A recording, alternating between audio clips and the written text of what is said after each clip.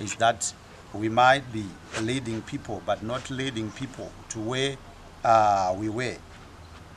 Moses was leading people to God because he was with God. He was leading people to Mount Horeb because he knew the place.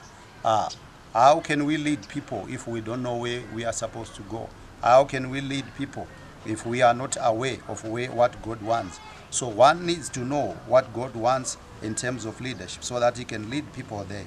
Moses led them to that place where God wanted them to be. He led them to the place where he knew as well. He was acquainted of the place, and he was acquainted of God and his spirit and his operation. So that's why we said at some point, he said people should keep quiet because they must know, they must wait and see the deliverance that God is going to bring. So leadership is all about leading people to God and leading people from God, for God, and to God. So that's what Moses was doing. He was taking the children of Israel. And when he was with them, he said to God, if you are not going with us, we are not going to leave this place. And God had to lead them by fire by night, and the cloud of fire by night, and the cloud by day. And he was with them. So that's the same thing that we need to consider, to think about when we talk about church leadership in our local congregations, in our churches. We need to ask ourselves as ministers of the gospel. We have to ask ourselves as leaders of the churches of today, where are we coming from with the church, and where are we leading people to? So if we are going to lead successful churches, we need to ask ourselves, where are we coming from, and where are we, and where are we going, and whom are we going with? Are we going with ourselves? Are we going with God? Are we moving alone, or we are moving with God? If God is the leader of the church, you will lead us, you will teach us, you will direct our ways, you will direct the church itself, so that when we die, the church still remains in the hands of God. So for today, let me finish, let me conclude with this, and as we will continue to take some other lectures as we talk about leadership. Leadership, church leadership, is not for us, the leaders, but it's for God, because God has got power over us. God has got power over the church. God is the one who designed the church.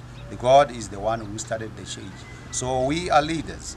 We are stewards. We are people who are sent by God to do God's will and lead his flock to the right place. And if we are leading his flock to the right place, they will benefit from God than us. So when they give testimonies, they don't talk much about us, the people, but they talk more about God. But if we are going to lead people to ourselves, they will talk more about us than talking about God. And when they talk more about us, they will not grasp the right doctrine of where they are supposed to go, because they will be talking more about how much we have contributed to their lives than how much God has contributed to their lives. We are there to do God's will, but it's not our purpose for them that they should talk more about us. They should talk more about Jesus Christ. They should talk more about God, because we are leading them to God. So their families and everyone must know that we are there to do God's will. We are not there to do their will. So they must not be tempted to divert us from what God has called us to do. We need to be strict with what God has sent us to do. We need to be strict with what he has called us to do. We need to understand what he has called us to do, so that we can lead people to the right direction. We need to have more relationship with God in terms of understanding him more, so that we can lead people to the God that we understand, to the one.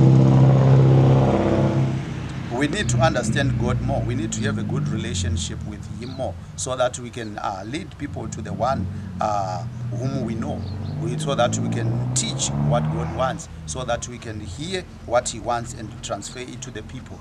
If we have a good relationship with God, we can have time to listen to him, to what he wants. So when we have time to listen to him, we also get the direction of where the church is supposed to go. where the church is supposed to move towards. So by doing so, we will be leading the church in the right hands of God. So each and every leader must be able to have a good relationship with God.